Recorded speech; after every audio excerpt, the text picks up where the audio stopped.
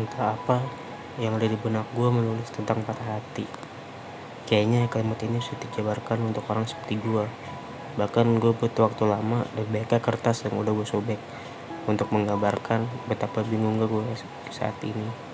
Karena gue takut untuk sebuah cerita yang terlalu jujur buat gue tulis.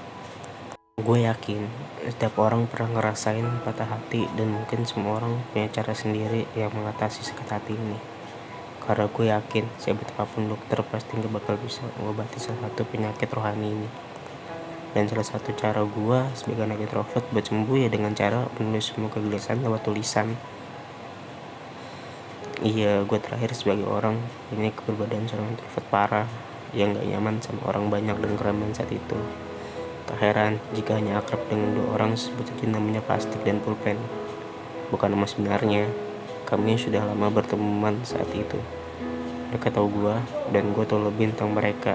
Menjadi seorang introvert itu sangat penyiksa dan sering bilang aneh, karena cuma mereka lah yang bilang gue orang aneh, cuma si penakut dan pemalu.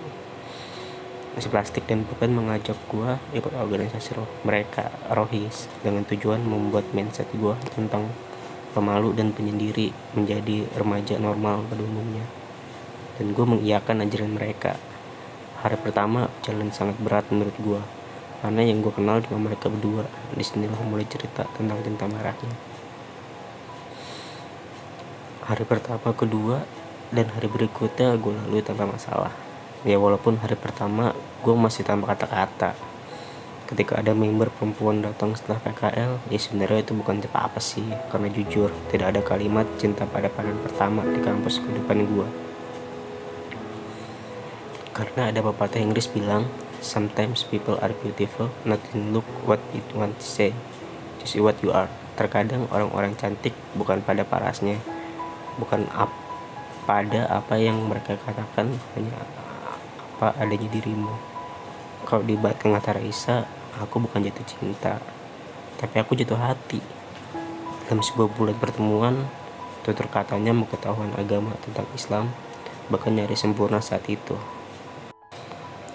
Tapi disinilah bencananya, ketika dua sahabat gue menyukai orang yang sama, dan tau gak lebih momennya apa?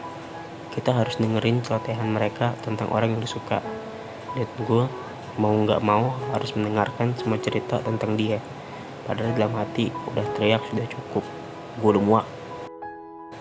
Sulit rasanya terjebak di antara kisah ini. Kau dalam pepatah entah dari mana, makan teman jadi dewa, berkorban untuk teman maka kau kehilangan semua. That's great. Pepatah tersebut jadi anomali buat gue tentang membuat keputusan ini. Sulit mendapatkan teman bagi seorang introvert, dan akhirnya gue mengalah. Sekitar 2 tahun berlalu, semua berubah.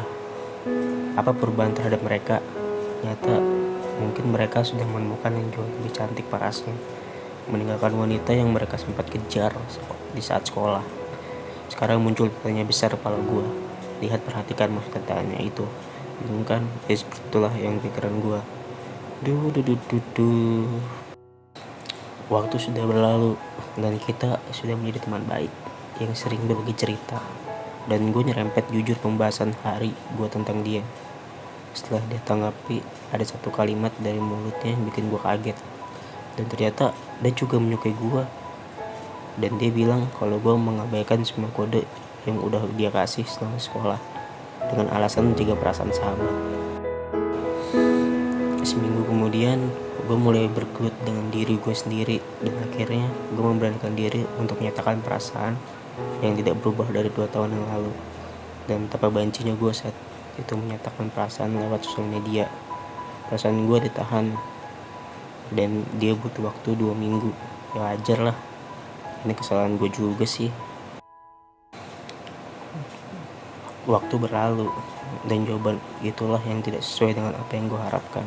Iya betul, dia nolak gue dengan alasan udah gak ada rasa lagi. Yang lalu biarkan berlalu. Lalu 5 menit kemudian dapat status WhatsApp dengan quote gambar tentang berakhirnya paragraf, tanda koma, dan akhir dari sebuah tanda titik. Ingin rasanya gue komen tentang tanda itu. Jika sebuah paragraf itu terdapat paragraf baru, maka tulislah. Jika terdapat tanda koma, berhentilah untuk menghela napas. Jika terdapat tanda titik, lihatlah cerita gue dari atas sampai bawah. Tapi baik tanda titik, apakah itu berhenti? Bagi para penulis, tanda titik adalah tantangan untuk memperbaiki cerita dari akhir tanda titik tersebut menjadi paragraf baru dalam sebuah cerita lama. Jika dia mengelak dan bilang, nasi sudah terlanjur menjadi bubur. Lalu jawaban gue, kenapa tidak buang saja bubur tersebut dan memulai masak nasi lagi?